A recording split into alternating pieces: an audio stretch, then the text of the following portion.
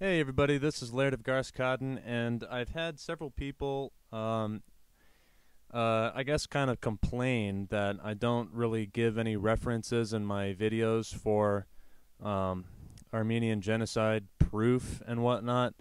So, and I said that this is pretty much an impossible task to prove the Armenian genocide, but after some careful thought and with a whole lot of deliberation between myself and this user named Melee the 13. Now I think we're having a serious discussion. He's been the camel that broke the straw that broke the camel's back. I'm sorry.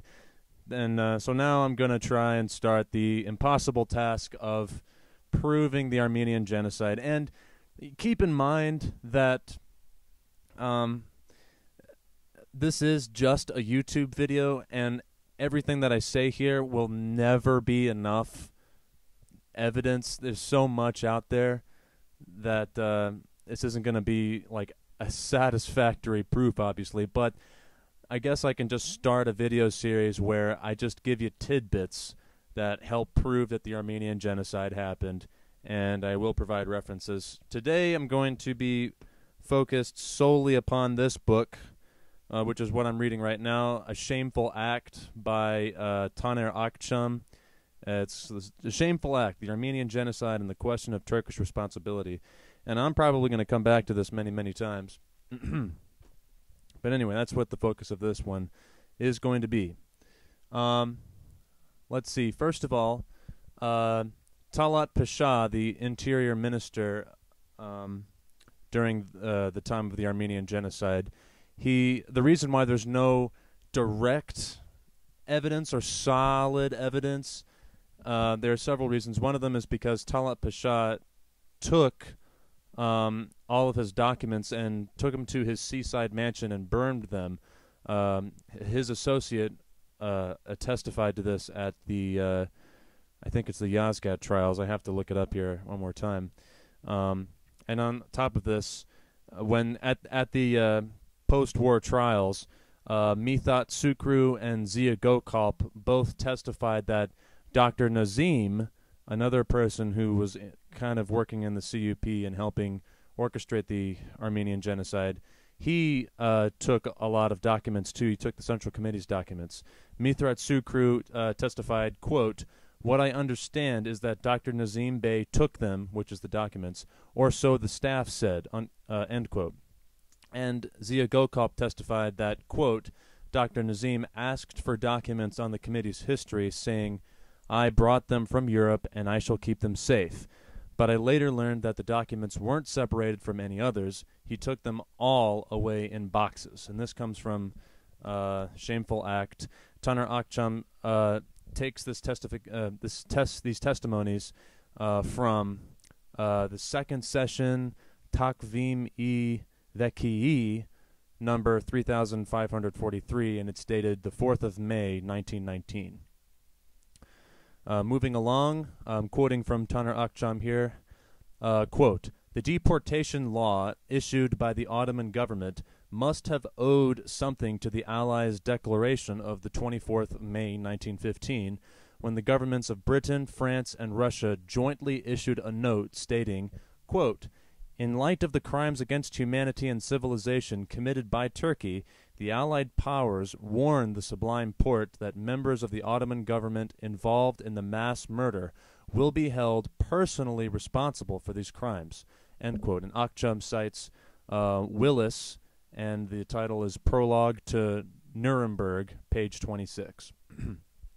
And the quote goes on, "The Interior Ministry's efforts to give the expulsions a semblance of legality began 2 days after this note was issued. Talat Pasha demanded a decree from the government to give official cover to his actions." And for this, Akcam cites Bayur, and it comes from Turk Inkilabi Tarihi. It's I don't know Turkish, I can't pronounce it properly. Page 39, end quote.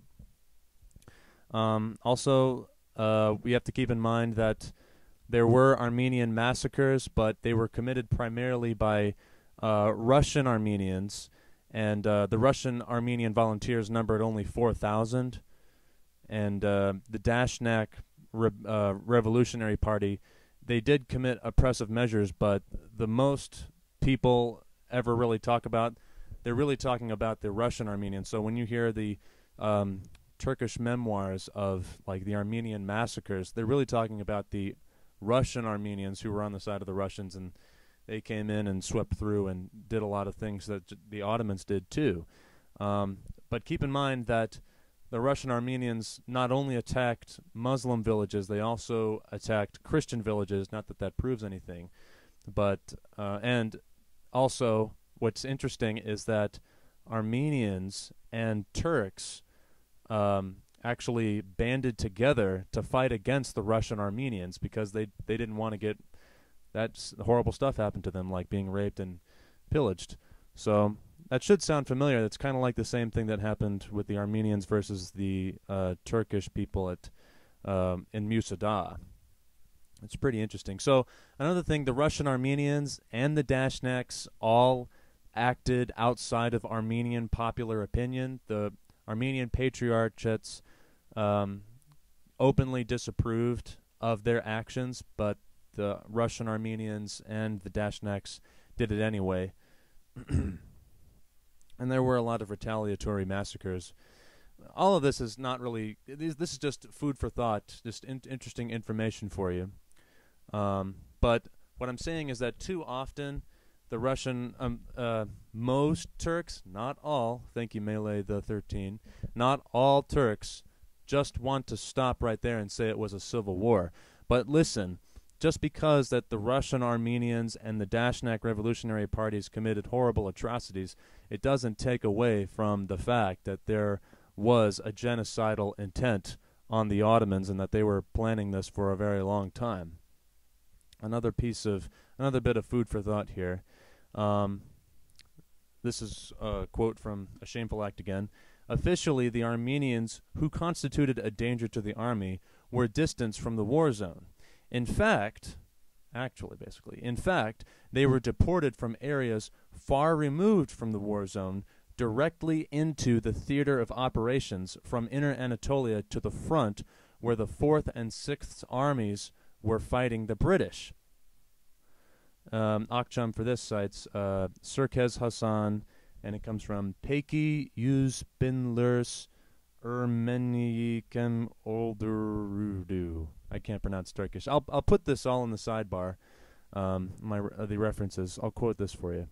Anyway, he goes on. Furthermore, at no point during the deportation, not at the start, nor on the road, nor at the final destinations, were any preparations made for the mass movement of people.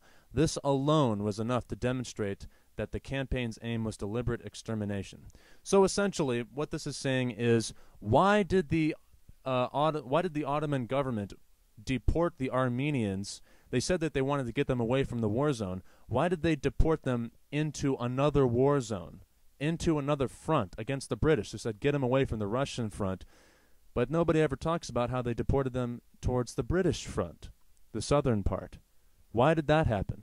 And why didn't they prepare for the deportations? Why didn't they provide food? And instead they say, somewhere in here there's a quote from Talat Pasha that they have to provide their own sustenance for the long journey.